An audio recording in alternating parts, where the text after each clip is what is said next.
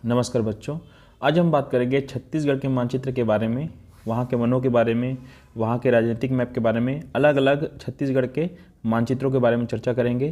तो सबसे पहले अच्छे से चर्चा करने से पहले जान लेते हैं कि आखिर कौन कौन से मानचित्र हैं जिसके बारे में हम चर्चा करने वाले हैं। तो चलिए चलते हैं मैप में। हमको सबसे पहले यहाँ दिख रहा होगा छत्तीसगढ़ का राजनीतिक मानचित्र, है ना। इसके बाद हम बात करेंगे छत्तीसगढ़ के प्राकृतिक मानचित्र के बारे में, है ना। इसके बाद बात करेंगे छत्तीसगढ़ के औसत तापमान, यानी शीत ऋतु में औसत तापमान क्या होता है उसके बारे में चर्चा करेंगे, है ना। इसके बाद चर्चा करेंगे ग्रीष्म ऋतु में छत्तीसगढ़ में औसत तापमान क्या होता है, इसके बारे में चर्चा करेंगे। इसके बाद चर्चा करेंगे छत्तीसगढ़ में औसत वर्षा, यानी कहाँ कहाँ पे कितना पानी बरसता है वर्षा ऋतु में, इसके बारे में चर्चा करेंगे। और इसके बाद बात करेंगे छत्तीसगढ़ में वनों का वितरण, है ना। इसके बारे में चर्चा करेंगे कहाँ कहाँ पे कितना घना वन है ना। अब इसके बाद बात करेंगे, खत्म हो गया, इसके बाद ही छत्तीसगढ़ का पूरा वितरण खत्म हो जाएगा। पहले विस्तार से हम चर्चा कर लेते हैं। सबसे पहले स्टार्ट करेंगे छत्तीसगढ़ में राजनीतिक मानचित्र, है ना। तो इसको समझने के लिए सबसे पहले हम चलते हैं संकेत, जहाँ पर संकेत ये इस वाले मानचित्र में नहीं दिया गया है, डायरेक्ट ऐसे समझते हैं। सबसे पहले हम बात करेंगे उत्तर छत्तीसगढ़ से, है ना। तो आप देख रहे होंगे छत्तीसगढ़ का जो उत्तरी वाला भाग है, ये वाला, है ना। यहाँ पे दो ऐसे राज्य हैं जो छत्तीसगढ़ के उत्तर में हैं, है ना। तो सबसे पहले हम बात करते हैं उत्तर प्रदेश का, है ना। उत्तर प्रदेश जो है छत्तीसगढ़ के बॉर्डर को छू रहा है। उसके बाद यहाँ दिख रहा होगा आपको झारखंड, है ना। तो ये जो है उत्तर जो दिशा है उसमें उत्तर प्रदेश है और उत्तर पूर्व में झारखंड है ना। उसके बाद है छत्तीसगढ़ के अन्य हिस्सों में चलते हैं पूर्व की तरफ, है ना। ये पूर्व में आपको दिख रहा होगा ओडिशा, है ना। छत्तीसगढ़ के पूर्व में ओडिशा है। उसके बाद और चलते हैं दक्षिण की ओर, है ना। तो दक्षिण में आपको दिख रहा होगा छत्तीसगढ़ के एक जो राज्य है आंध्र प्रदेश है और दूसरा जो राज्य है तेलंगाना है ना। उसके बाद छत्तीसगढ़ के और इधर चलते हैं, ये जो है पश्चिम क्षेत्र है ना। पश्चिम क्षेत्र में कौन सा दिख रहा है, महाराष्ट्र दिख रहा है। और छत्तीसगढ़ के और पश्चिम में चलेंगे तो यहाँ दिख रहा है मध्य प्रदेश। तो बच्चों कितने जो राज्य हैं उनको छत्तीसगढ़ जो है छू रहा है, ध्यान देंगे। उत्तर प्रदेश 1, झारखंड 2, उड़ीसा 3, आंध्र प्रदेश 4, तेलंगाना 5, महाराष्ट्र 6 और मध्य प्रदेश 7। तो 7 राज्यों को जो है छत्तीसगढ़ पूरा छूता है ना। तो ये हो गया छत्तीसगढ़ का राजनीतिक मानचित्र। इसमें और ये हमारा जो है दिशा सूचक जो दिखाया रहता है ना, उत्तर दक्षिण पूर्व पश्चिम दिशा सूचक, ये जो सिंबल है ना। तो ये हो गया राजनीतिक मानचित्र। बाकी तो जिलों के बारे में आप सभी को पता होगा, ये अलग अलग संभाग है ना। अलग अलग संभाग में अलग अलग जिले की संख्या है, अलग अलग जिला, है ना। तो रायपुर संभाग है और अलग अलग संभाग के हिसाब से जिला बटा हुआ है। तो ये सभी जो हैं हमारे छत्तीसगढ़ के जिले हैं और ये राज्य हो गया। अब हम बात करेंगे अगले मानचित्र के बारे में। ये है छत्तीसगढ़ का प्राकृतिक मानचित्र, है ना। छत्तीसगढ़ के प्राकृतिक मानचित्र को समझने के लिए सबसे पहले हम सिंबल में ही चलेंगे, जहाँ पे पूरा जानकारी दिया रहता है। तो यहाँ पर देखना, जो लाल कलर का जो बिंदु दिया है जिला मुख्यालय को दर्शाता है, और जो लाल ऐसे चौकोन आयत के बीच में बिंदु दिया गया है काला रंग का, वो दिखाएगा हमारे छत्तीसगढ़ का जो राजधानी है उसको दिखाएगा। और ये जो हल्का सा जो लकीर दिया है काला रंग का, वो दिखाएगा जिला के सीमा को। और प्रदेश की सीमा को जानते हैं इस तरह से दर्शाया जाता है। और जो नीला कलर दिख रहा है वो जलाशय को दर्शाएगा, और नदियाँ जो हैं ऐसे लकीर जो है नीला कलर का उसमें दर्शाया जाएगा। अब बात करते हैं यहाँ पर ऊंचाई, है ना। तो ये जो दिख रहा है 901, ये छत्तीसगढ़ के सबसे ऊंचाई वाले क्षेत्र होंगे, है ना। उसके बाद ये सेकेंडरी है वो मध्य ऊंचाई, और ये जो सामान्य दिख रहा है ये जो है पठारी क्षेत्र होगा, और ये दोनों जो क्षेत्र हैं सबसे मैदानी क्षेत्र में आ जाएंगे, समतल या बराबर मैदानी क्षेत्र हो जाएंगे, है ना। तो इन सभी चीज़ों को समझते हैं मैप में जाकर, है ना। तो सबसे पहले हम समझते हैं सबसे ऊंचे वाले क्षेत्र, है ना। ऊंचा वाला क्षेत्र कौन से कलर में है? सफ़ेद कलर और कत्थई कलर में, है ना। तो सबसे ऊंचे वाले क्षेत्र को समझते हैं। ये जो दिख रहा है क्षेत्र, ये छोटा नागपुर का पठार है, और ये सभी जो है ऊंचे क्षेत्र हैं, है ना। और ये वाला जो दिख रहा है क्षेत्र चांग बखार, देवगढ़ की पहाड़ियाँ, और ये छोटा नागपुर का पठार, ये जितने भी ब्राउन कलर दिख रहा है, भूरा कलर, ये सब जो है ऊंचे क्षेत्र हैं, पहाड़ी क्षेत्र हैं। उसके बाद यहाँ पे आ जाते हैं, ये मैकाल श्रेणी, है ना। मैकाल श्रेणी कवर्धा का जो जंगल है ना, भोरमदेव वाला, वही वाला जंगल है ये मैकाल श्रेणी, है ना, जो डोंगरगढ़ तक फैला हुआ है। उसके बाद है, और ब्राउन कलर में आ जाते हैं, ये जो दिख रहा है नारायणपुर, कोंडागांव, ये कुछ क्षेत्र हो गया। और यहाँ पर और दंडकारण्य है और बस्तर का पठार है। ये जितने भी क्षेत्र दिख रहे हैं सब ऊंची पहाड़ियाँ हैं ना, ऊंचे पहाड़ हैं ये। अब हम बात करेंगे पीला कलर और पीला कलर। तो हल्का पीला, गहरा पीला का मतलब क्या हो गया? मैदानी क्षेत्र, है ना। तो सबसे पहले गहरा पीला कलर जो है यहाँ दिख रहा है ना, यहाँ से ऐसे गहरा पीला कलर दिख रहा है, यहाँ भी गहरा पीला है। तो ये सब क्षेत्र जो हैं पहाड़ी क्षेत्र के बाद का जो है ना, कम पहाड़ी क्षेत्र है ना, मैदानी क्षेत्र। ये जितने भी क्षेत्र हैं सब मैदानी क्षेत्र हैं। और ये यहाँ भी नीचे तरफ दक्षिण की तरफ आएंगे तो ये भी क्षेत्र जो दिख रहा है सब मैदानी क्षेत्र हैं। और हल्का पीला वाला क्षेत्र जो है, ये वाला जो हल्का पीला क्षेत्र जो दिख रहा है ये भी मैदानी क्षेत्र हैं। ये गहरा पीला वाला थोड़ा अधिक ऊंचा वाला मैदानी क्षेत्र है, और हल्का पीला जो है कम ऊंचाई वाला मैदानी क्षेत्र है। तो जिसमें बहुत सारे ज़िले हैं, बलौदाबाजार, बेमेतरा, और इधर वाले में कवर्धा, राजनांदगांव, ये सब आ जाते हैं ना। तो ये जितने पीले वाले क्षेत्र हैं सब मैदानी क्षेत्र हो गए। और एकदम जो है कम ऊंचाई वाले जो मैदान है, एकदम जो पठारी क्षेत्र नहीं है, जो एकदम मैदानी क्षेत्र है, ये कुछ क्षेत्र हैं जो दक्षिण के क्षेत्र में है ना, बीजापुर है और इधर तेलंगाना बॉर्डर के आसपास है ना। तो ये हरा कलर जो दिख रहा है वो बहुत कम ऊंचाई वाले क्षेत्र हैं। अब हम यहाँ पे कुछ और चीज़ें देख लेते हैं।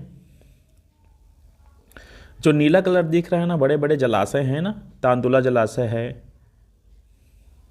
और ये जो है मरु मसिल्ली जलाशय है ना, और कुछ कुछ जलाशय अलग अलग जगह होंगे।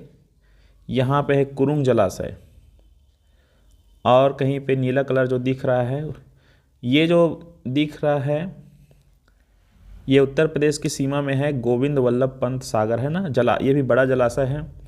और ये जो है हीराकुंड डैम जो है उड़ीसा में पड़ता है, ये बहुत बड़ा जलाशय है ना, डैम है ये। तो जितना भी नीला कलर में दिख रहा है वो छोटे छोटे जलाशय हैं, है ना, जहाँ पे पानी भरा होता है।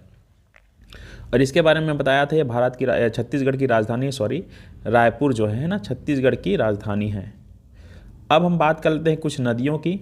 जैसे यहाँ पे नदी का भी सिंबल दिया गया है ना, ये तो खैर बॉर्डर का है। तो नदी की जो सिंबल है ये वाला नीला कलर है ना। तो यहाँ पर कौन कौन सी नदियाँ हैं, क्योंकि हम अभी बात कर रहे हैं प्राकृतिक मानचित्र है ना, नदी, पहाड़, पर्वत, इसी के बारे में बात चल रहा है। तो सबसे पहले अब नदी देख लेते हैं। सबसे ऊपर देखो यहाँ पे है रिहंद नदी जो उत्तर छत्तीसगढ़ में है ना। उसके बाद और कहाँ पे नदी है, गौर से देखना नक्शे में, ये हमारा हसदेव नदी है ना, हसदेव नदी। और उसके बाद हमारा ये जो महानदी है छत्तीसगढ़ की सबसे बड़ी नदी है ना। उसके बाद ये है पैरी नदी, ये है शिवनाथ नदी, ये है खारून नदी। उसके बाद और नीचे आ जाते हैं, ये हो गया हमारा सोंढूर नदी। और नीचे आ जाते हैं, ये है इंद्रावती नदी। तो कुछ प्रमुख नदियों का जो है यहाँ पे नाम दिया गया है छत्तीसगढ़ के बड़ी नदियों का, है ना। तो जिसमें महानदी जो है कहाँ गिरती है, ये बंगाल की खाड़ी में गिरती है, सभी को पता है, बंगाल की खाड़ी में जाकर गिरती है ना। तो ये हो गया छत्तीसगढ़ का प्राकृतिक मानचित्र। अब बात करेंगे हम छत्तीसगढ़ में औसत तापमान शीत ऋतु में, जब ठंडी पड़ती है तो कहाँ कहाँ कितना तापमान होता है ना, इसके बारे में चर्चा करेंगे। तो सबसे पहले हम नीचे तरफ चलते हैं संकेत में, है ना। संकेत में क्या है, ये जो गुलाबी कलर दिख रहा है, ये जो गुलाबी कलर है और लाल कलर है, इसका मतलब क्या हुआ, ये सबसे ज़्यादा तापमान वाले जगह हैं। और पीला कलर और बैगनी कलर मध्य तापमान वाली जगह है, और हरा कलर जो है सबसे कम तापमान वाली जगह है। तो सबसे ज़्यादा तापमान वाली जगह कौन सा है, ठंड के मौसम में कहाँ ज़्यादा तापमान पड़ता है, तो ठंड के मौसम में सुकमा, बीजापुर, दंतेवाड़ा, बस्तर, नारायणपुर, कांकेर, उसके बाद है अपना कांकेर के बाद मोहला मानपुर, बालोद, धमतरी, महासमुंद, रायपुर, दुर्ग, बलौदाबाजार, बेमेतरा, राजनांदगांव, इतनी जगहों में जो है ठंड के मौसम में बहुत ज़्यादा क्या रहती है, गर्मी का आभास होता है, मतलब ज़्यादा ठंड नहीं होता है, ऐसा समझ लो। अब जो है पीला कलर है, यहाँ पर जो है ठंड के मौसम में मध्यम जो ठंड का आभास होता है ना, कम ठंड का, मतलब ये वाला जो क्षेत्र है यहाँ गर्मी का आभास होता है, तापमान कम रहता है, कितना रहता है 22.5 से 23.8 तक, है ना, और 21.2 से 22.4 तक इतना रहता है तापमान। यानी कहने का मतलब ये कि ठंड लगता है पर ठंड सहन किया जा सकता है, पर उससे ज़्यादा ठंड इन जगहों पे लगता है ना। और उसके बाद ऊपर तरफ चलते हैं, यहाँ ये जो क्षेत्र है बैगनी और हरा कलर, यहाँ पे बहुत ज़्यादा ठंडा लगता है, यानी इसकी तुलना में, इसके तुलना में और इसके तुलना में यहाँ पर ऊपर वाले भाग में ज़्यादा ठंड लगता है। सूरजपुर, बलरामपुर, कोरिया, सरगुजा, जसपुर, गौरेला, पेंटा, मरवाही, कोरबा, रायगढ़, इतने जगहों में बहुत ज़्यादा ठंड पड़ता है ना, बहुत ठंड। तो इस तरह से छत्तीसगढ़ में शीत ऋतु में ज़्यादा ठंड कहाँ पड़ता है और कम ठंड कहाँ पड़ता है उसके बारे में हम समझ गए हैं। तो हमको पता है कि ऊपर वाला जो भाग वहाँ पे ज़्यादा ठंड पड़ता है, और ये जो नीचे वाला यहाँ तक भाग है यहाँ पे कम ठंड पड़ता है, और ये बीच वाला जो क्षेत्र है यहाँ पे थोड़ा सा मध्यम ठंड पड़ता है। अब बात करेंगे छत्तीसगढ़ में गर्मी के मौसम में कहाँ पे कितना तापमान रहता है ना। तो गर्मी के मौसम में सबसे ज़्यादा तापमान जो है किस कलर से दर्शाया गया है, ये कलर से, है ना, लाल और गुलाबी कलर से। तो ये सबसे ज़्यादा तापमान वाली जगह है। तो हम देखेंगे नक्शा में, ये यहाँ से लेकर यहाँ तक का गर्मी के मौसम में यहाँ पे बहुत ज़्यादा क्या होता है, गर्मी रहता है। तो जिला जो कौन कौन सा है जहाँ पे गर्मी के मौसम में गर्मी पड़ता है बहुत ज़्यादा, गौरेला, कोरबा, रायगढ़, मुंगेली, बिलासपुर, जांजगीर, शक्ति, सारंगढ़, बिलाईगढ़, बलौदाबाजार, बेमेतरा, कबीरधाम, कैरागढ़, चिकतनगंडई, दुर्ग, रायपुर, महासमुंद, राजनांदगांव, बालोद, धमतरी, गरियाबंद, है ना। उसके बाद और नीचे तरफ कुछ जाएंगे तो यहाँ पे दिखेगा मोहला बानपुर, है ना, अम्बागढ़ चौकी, बालोद, धमतरी, ये सब। तो और ये लास्ट में ये दिख रहा है हमारा, लास्ट में चलते हैं थोड़ा सा, ये है ना बीजापुर। तो ये बीजापुर में भी बहुत ज़्यादा गर्मी रहता है गर्मी के मौसम में। अब बात करते हैं, हमको तो ये पता चल गया कि गर्मी के मौसम में यहाँ से यहाँ तक के बहुत ज़्यादा गर्मी रहता है।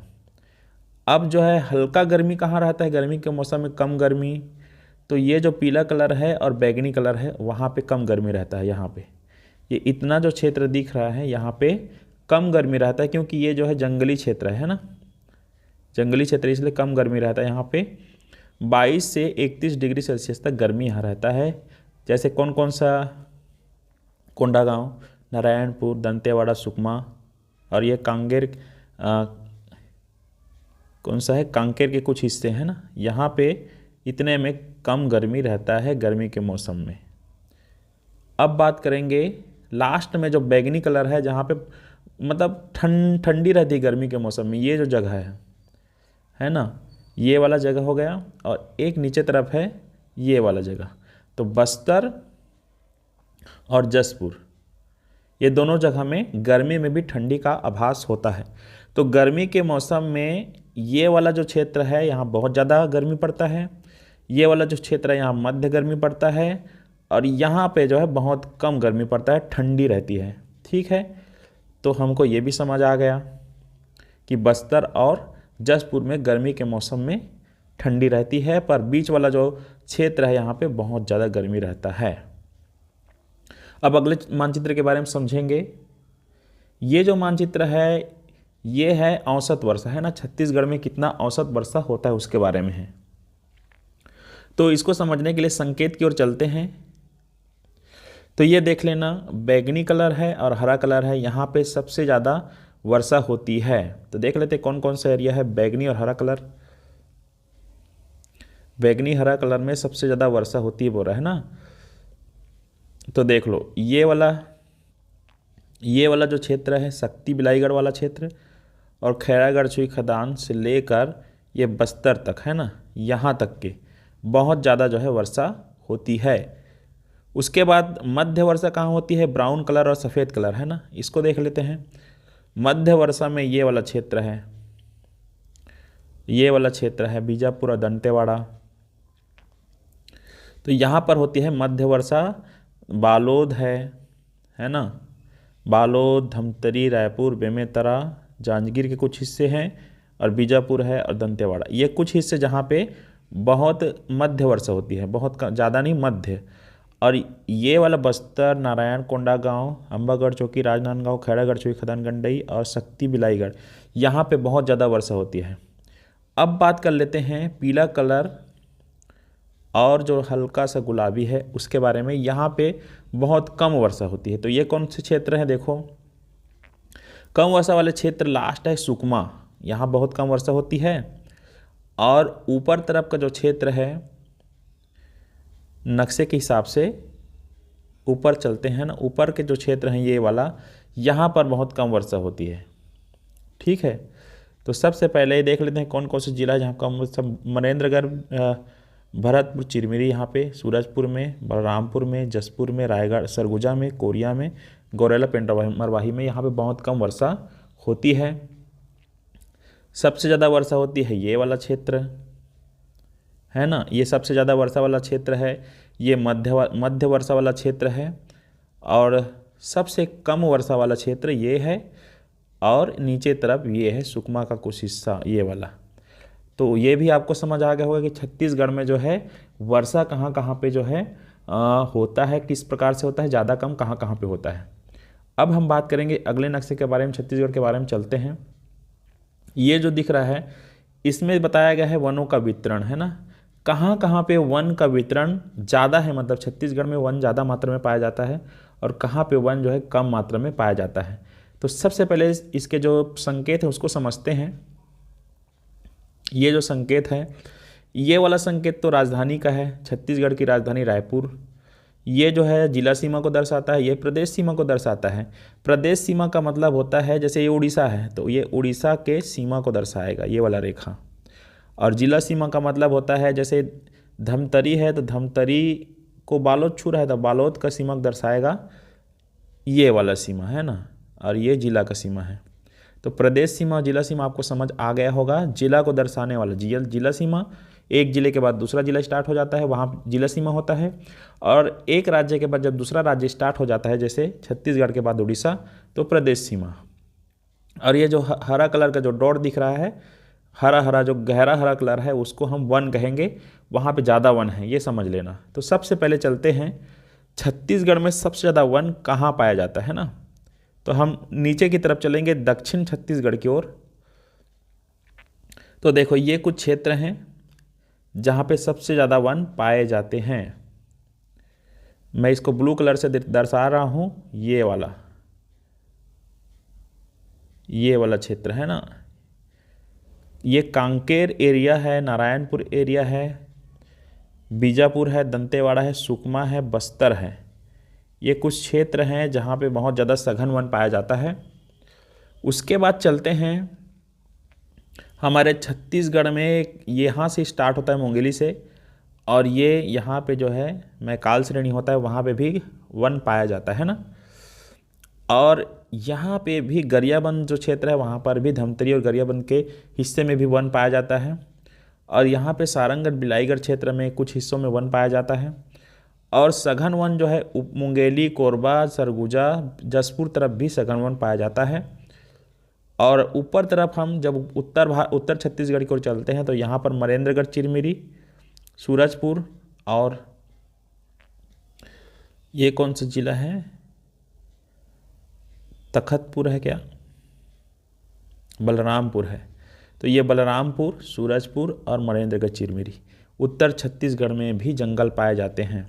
तो कहने का मतलब ये कि हमारे दक्षिण छत्तीसगढ़ में और उत्तर छत्तीसगढ़ में ज़्यादा जंगल पाया जाता है, और मध्य में यहाँ पे सारंगढ़ में और खैरागढ़ खदान में जंगल पाए जाते हैं। बाकी बीच में यहाँ पे जंगल नहीं है।